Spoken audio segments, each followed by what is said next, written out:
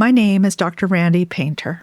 I'm a cancer epidemiologist, which means I spend my days looking at columns of numbers, trying to map out patterns of who gets sick, who survives, and why.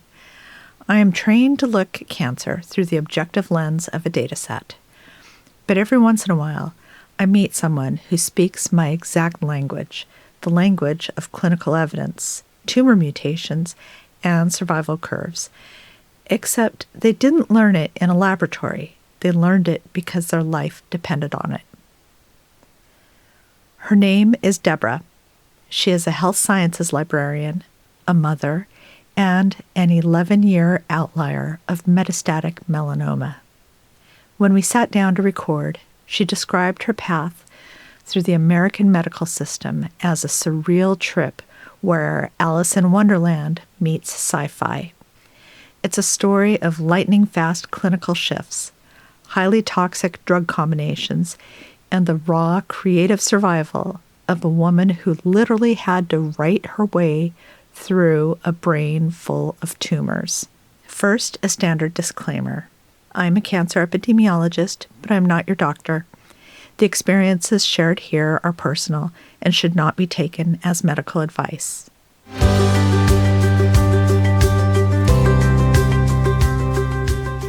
Let's go back to where Deborah's journey began in April of 2013. Let's start off with what brings you to this podcast. Well, I am a 3-time cancer survivor. So in 2013, April of 2013, I was diagnosed with malignant melanoma. It was a patch of skin on my back, which I had actually had biopsied once before, and it was fine at that time. I'm really fair-skinned, so going to the dermatologist is something I need to do, but I probably wasn't going as frequently as I should have, given that I was the mom to very young kids at the time, and so that spot really didn't kind of heal up, and I learned later that that can also be a warning sign of melanoma, is skin that doesn't quite heal.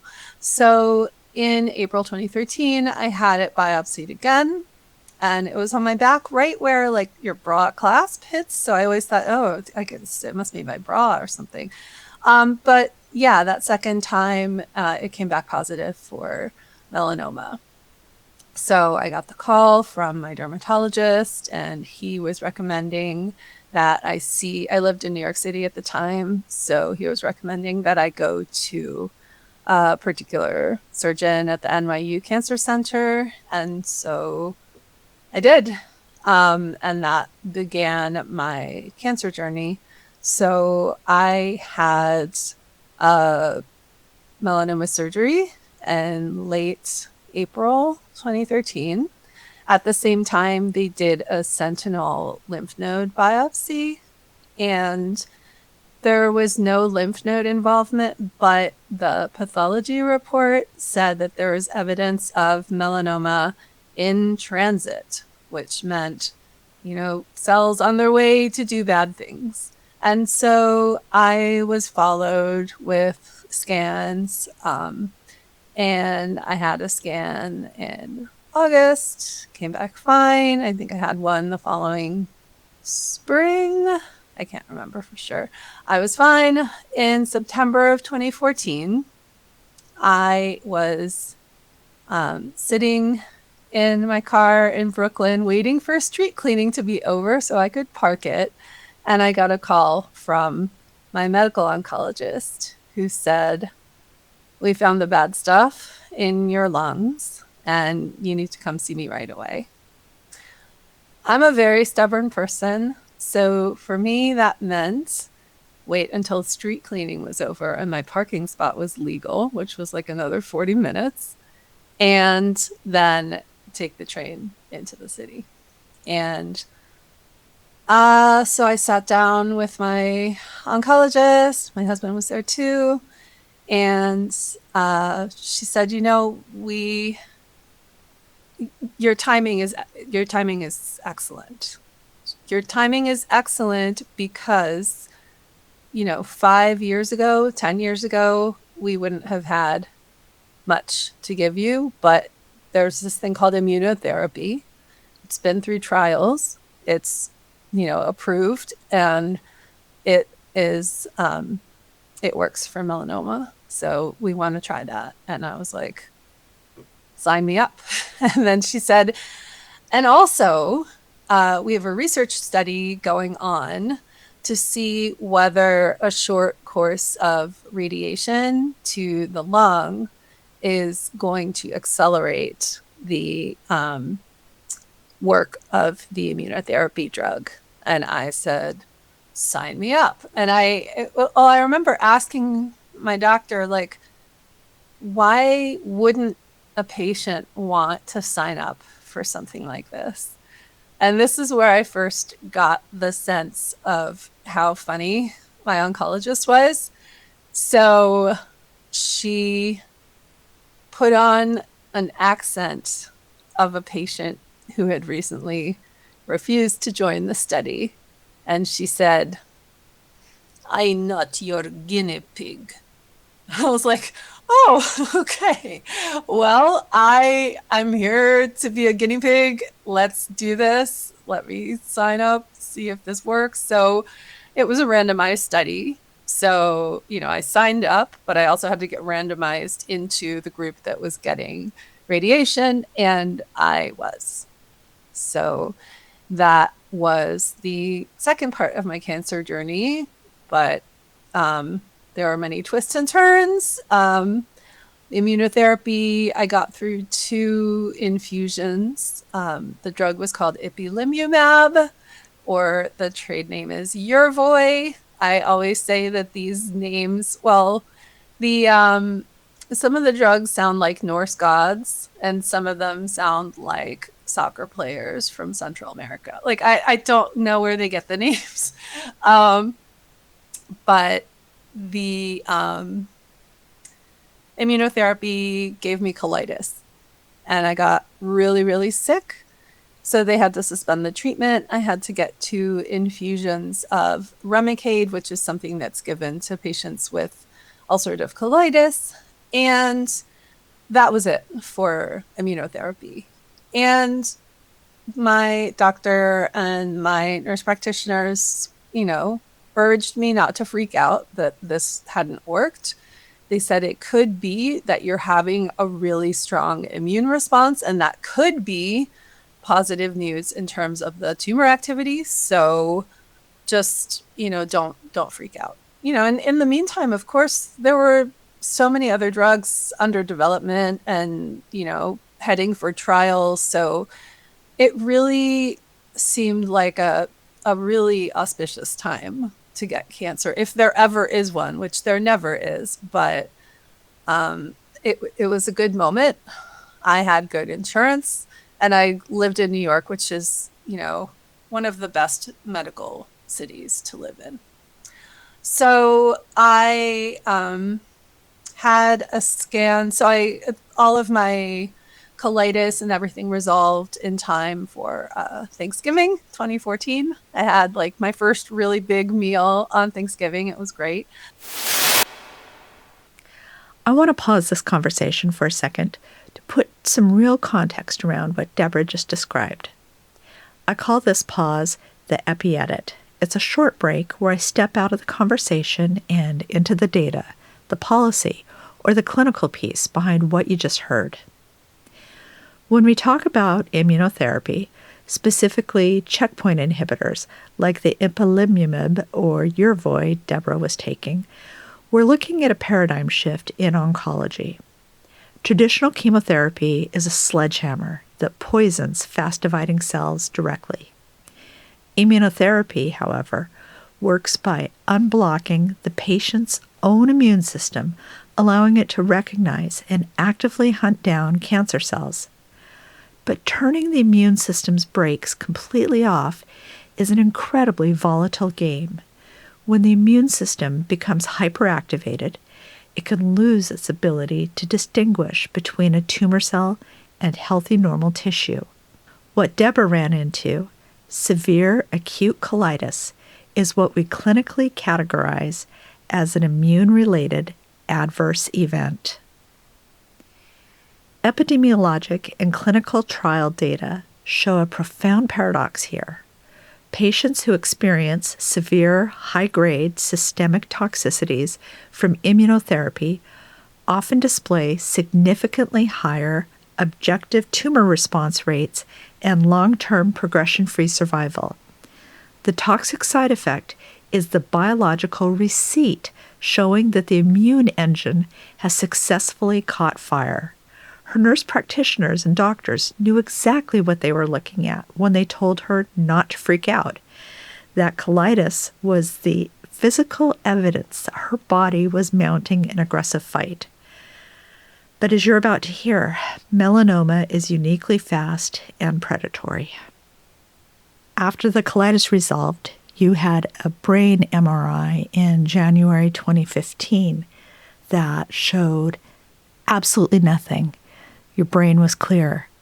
What happened then in April 2015? So then my next scans were in April. So April, 2 years after my initial diagnosis and about 6 months after starting immunotherapy, I had a CT and went in to see my oncologist. I saw her in the hallway giving a high five to the nurse practitioner before they came in. And she said, "Your lungs are NED, no evidence of disease." Like, what? That really seemed too good to be true. It was true, but also for a few weeks before my scans, I'd been having kind of a dull headache and been really, really, really tired. And for like a day before I went in for my scan results, I woke up that morning and I was having trouble finding words. I was working at the time. I'm a librarian. I had been out of work for a long time, and then I got a temporary job at a college library. So I was meeting with a student, I remember, and like all of a sudden I was trying to use sign language to talk to her, and I don't know sign language. I was like, where are my words? This is really weird. So I thought it was just that I was nervous about getting my scan results. So the next day, same thing happened. I went to get my scan results and I was so happy. And I mentioned like, yeah, I've been having some headaches, but like they didn't, they checked me out. They didn't really see anything. And then the next day it happened again. And so I called and they're like, get to the ER stat. And so I worked way uptown in Manhattan. And as I may have mentioned before, a little stubborn. So stat for me meant sit through the rest of my staff meeting, find a colleague to cover my consultations for the afternoon, have lunch with my friend whose dad had just died, then take the subway and the crosstown bus to the ER. So go to the ER. If you go to the ER hoping to get an MRI, you will wait many, many, many hours because a CT is a much quicker scan. They pop you in and out of the CT, but an MRI can take like half an hour or longer. And so they've got those machines scheduled. So after probably 8 or 9 hours waiting, I had my MRI and they found tumors in my brain. Initially, they said several. Later, much, much later, I found out it was like 9, which is more than several to me. But what was causing my difficulty finding words is that I had a 3-centimeter tumor on the part of the brain that controls language. So I spent the night in the hospital only one of 2 nights throughout this whole ordeal that I spent in the hospital. The other was when my lung collapsed when they did a lung biopsy. So I spent the night in the hospital. The neurologist kept waking me up every, hour to ask me who the president was. And then the next morning, they sent me back to my oncologist. And she handed me a bottle of pills, which had belonged to another patient. Their name was ripped off, like leftover medication. And she said, start taking these right away. Gonna get you some steroids too. Just start taking these like immediately. And I said, what is this? She said, it's targeted therapy. And because we genetically sequenced your tumor when we did the lung biopsy, we know that you have the BRAF mutation of melanoma, and this medication is a match for that, and it will penetrate the blood-brain barrier, and start taking it right away. So I did that. I was taking like probably 100 milligrams or more of dexamethasone every day. I was out of my mind. Very, very awake all the time, alert, couldn't stop talking, but feeling a lot better than I had been when I had colitis, for sure. And I could definitely eat. But the craziest thing was that within days, like probably within 5 days of starting the targeted therapy, I could already tell that my word finding issues were starting to abate. And that was wild. So I was taking the targeted therapy for 6 weeks. At that point, I had another MRI, and all of the tumors were shriveling. And so then it was time for me to have brain surgery. But again, like everything on this journey, I like to call my journey Alice in Wonderland meets Sci-Fi. Because, my doctor handed me a bottle of pills and said, eat these, right? And then all of a sudden I'm having brain surgery, but it's laser guided. It's not invasive surgery. They don't cut, right? So gamma knife surgery. I had, the only part that was kind of not so fun is that there's a titanium frame that they kind of have to bolt to your head. So there's some like little screw marks in your forehead afterwards. But they do that so you don't move your head during the surgery. So they do an MRI directly before the procedure. And then they map out where they need to focus the gamma rays. So gamma radiation is like the weakest form of radiation, but the gamma knife machine focuses hundreds of beams of gamma radiation only at the tissue that is affected, that has the lesions, so that it leaves the rest of your brain tissue fine, which is key, because there are so many things so many deficits that could show up if you have brain surgery that is, the other kind. So they do the MRI, then they put you in this tube that is very similar to an MRI machine, except it's completely quiet. I was listening to like Eric Satie music from my phone during my surgery. It was that quiet. And my surgeon and the physicist are wearing suits and sitting in the next room, basically playing Space Invaders with my tumors, right? Just pew pew. And yeah, it was really exciting. I was just very geekily excited about this whole thing. It was just kind of amazing to me that this might work. And as it turned out, it kind of did.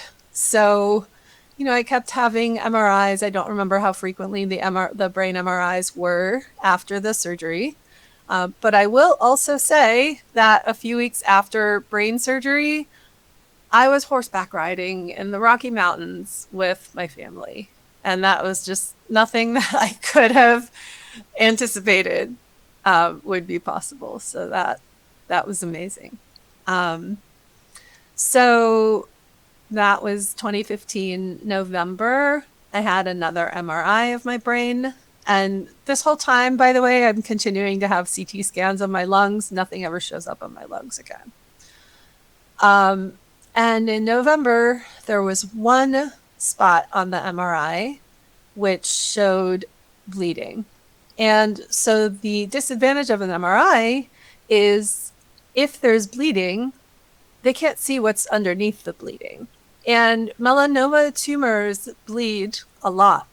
They bleed when they're forming, they bleed when they're being starved out. So my neurosurgeon had no way of really knowing what was there. And, because this was still all kind of fairly new, and because he is such a gamma knife proponent, he checked with his colleagues, and all of his colleagues were telling him to cut rather than do gamma knife again.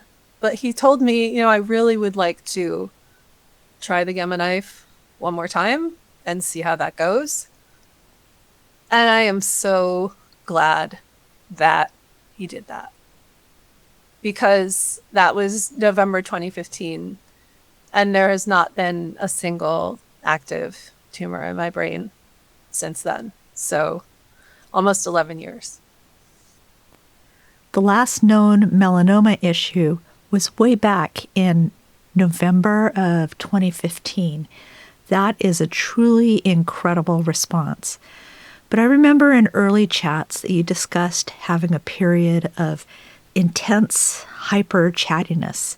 Was that a consequence of the brain tumors themselves, or was that a side effect of the high steroid doses? Yeah, so I was on these huge doses of dexamethasone when they found my brain tumors. When I had colitis, I was also on lots of steroids, but that was prednisone. And when I had colitis, I was like miserable. I was starving. I was like lying in bed in pain and like daydreaming about like one day being able to eat like Brussels sprouts again. And but with dexamethasone, like, I had brain tumors. So yeah, it was a little weird to have this language deficit, but I was so excited about all of it. Like I was really like, it was like they had given me the Kool-Aid, the cancer Kool-Aid. And I was like, yeah. And like, so we lived 2 blocks from my kids' school. And so I remember, I'd walk them to school in the morning, and it would take me like 45 minutes to an hour to get back home, because I would run into people on the street and just start talking. And I couldn't stop talking. And my mom remembers this, and my husband remembers this. And like, if talking were it, that would have been fine. But I also just started coming up with like schemes. Like, I am not a type A person. I am not a planner. I'm not a long range planner. That's actually been great in terms of dealing with cancer. But I just started coming up with like every half hour another like completely insane scheme. I'm too embarrassed to even talk about them now, but like, one of them was going to require some serious like crowdfunding for this like particular trip I wanted us to take. Yeah, anyway. Yeah, luckily they, started tapering my dose of dexamethasone, because I couldn't sleep. I couldn't stop talking. And yeah, I imagine I was a treat to live with. Well, the world benefited because you were blogging through that entire chemical surge, and you still keep that blog up today. Oh, yeah. Yeah. So I started my blog in November of 2014. So I started my blog, interestingly, right at the point where the immunotherapy started making me sick. It was really interesting time to choose to start. Start in the worst possible moment of my journey so far.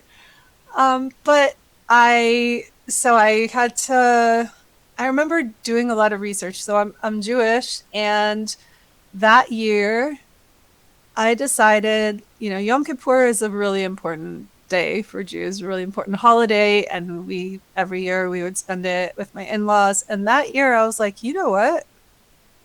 I'm not doing this year. Like, not only am I not fasting, but I'm not going to go to services, and I'm just going to stay home and think about this blog that I want to start. And I wound up, in an online chat with a friend who had been through an MFA program, and she was really interested in what I wanted to do. And she gave me a whole long list of like books that I should consider reading, which were like, memoirs that were kind of health related and stuff. And I like just walked over to the Brooklyn Public Library, and like every single one of them was on the shelf, checked them all out, brought them home. Like it was, it was a memorable day. And that was the day I decided, I'm going to start this blog, and I need a name for it. And I chose a name that was really pretty audacious, because I called it I'll Live. I didn't know I was going to live, but I intended it as kind of I got cancer, but I'll live, like in that sense. And so it's called I'll Live. Cancer is hard, but not the way you think. And so that also, like, all these years later, I'm like, wow, like, I really had no idea what I was starting there. But I just had this sense that my cancer wasn't going the way that other people expected cancer to go, right? I'm Jewish. What's the Jewish cancer that women get? Breast cancer. Wasn't getting that. I had melanoma. Wasn't having chemo. Wasn't losing my hair. I mean, briefly had nausea when I had the colitis, but like didn't generally have nausea. So, I needed to explain some stuff to people. Like, what is immunotherapy? What is targeted therapy? What is gamma knife surgery? Like, what is all of this that is happening with you? Because I don't recognize this as cancer. So, yeah, I started it, and it really became a lifeline for me. I blogged through being sicker than sick with colitis. I blogged through, starting a new job, and then like a month and a half into it, having a brain full of tumors and quitting my job. And like, I blogged through my language deficits, which is really fascinating to go back and read those posts, which I have not edited, and to see the kinds of language, like the kinds of word substitutions and inventions of words I was doing. It's like really fascinating to me now. I mean, I'm so lucky that I can look back and be like, huh, right?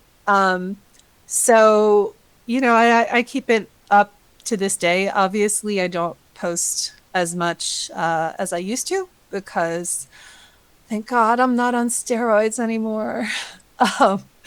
But also, it's a cancer blog, and I don't necessarily want to transition it to some other kind of blog. So everything that I post there continues to be somehow influenced by cancer. Unfortunately, this year, a couple times already, I've had to write about friends who have died from cancer. So, but yeah, I feel like I wrote my way through cancer. I wouldn't say that it had any, medicinal effect, but I guess there's arguments for it having been therapeutic. Writing has always been my first way to respond to anything. So I feel like it really saved me here too. That therapeutic writing didn't just help you navigate your own diagnosis, it also became a global lifeline. I know your blog reached a patient facing an incredibly isolated situation all the way in Northern Ireland.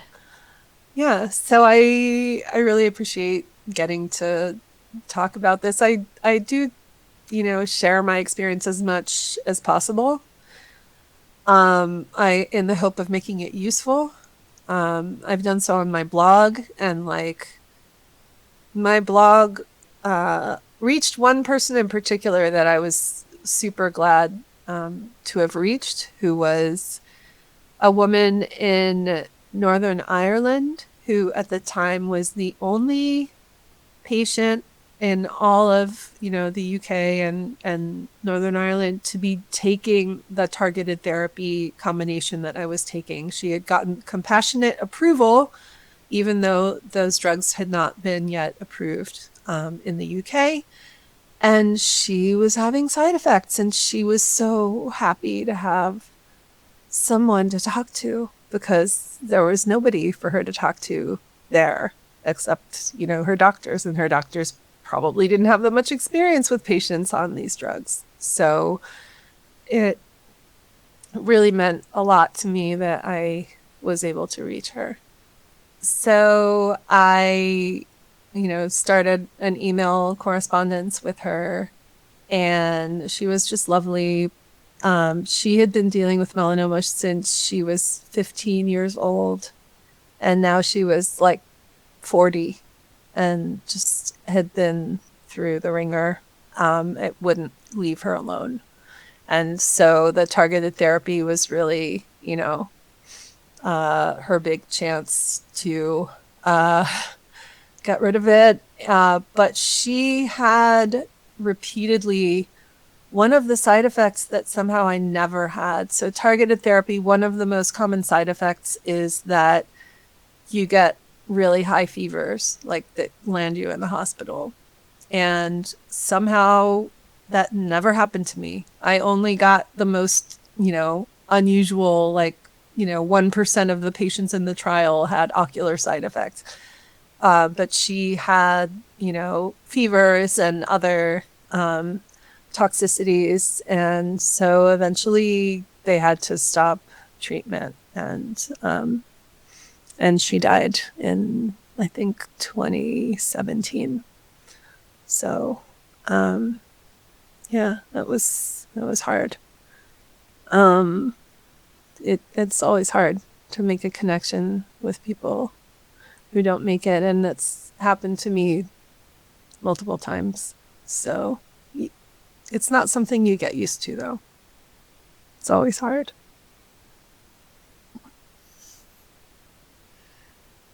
Writing has always been Deborah's primary cognitive response to any crisis, and she literally wrote her way through a brain full of tumors and clinical multi-organ dropouts. In this first block of her story, we've watched her navigate a clinical timeline that completely broke the speed limit of standard textbook guidelines. She became a professional patient, managing treatments and tracking complex genomic profiling metrics just to keep breathing. But being a professional patient doesn't happen inside a clean, sterile vault. It ripples outward. It forces you to construct boundaries around your children. It changes how you look at the physicians guiding your life, and it leaves you sitting face to face with an absolute deficit of long-term data. Hold on to this space. We'll be back next week with part 2. We'll look directly into the structural architecture of the healthcare system, the unexpected, deep human ties formed at the phlebotomy desk, a profound community loss, a career transformation, and what it actually looks like to manage your psychological health when a clinician calls you an elite runner of survivors. You can get show notes, clinical sources, links, and other information at the website, which is changedbycancer.com. I encourage you to subscribe and leave a review on your platform of choice.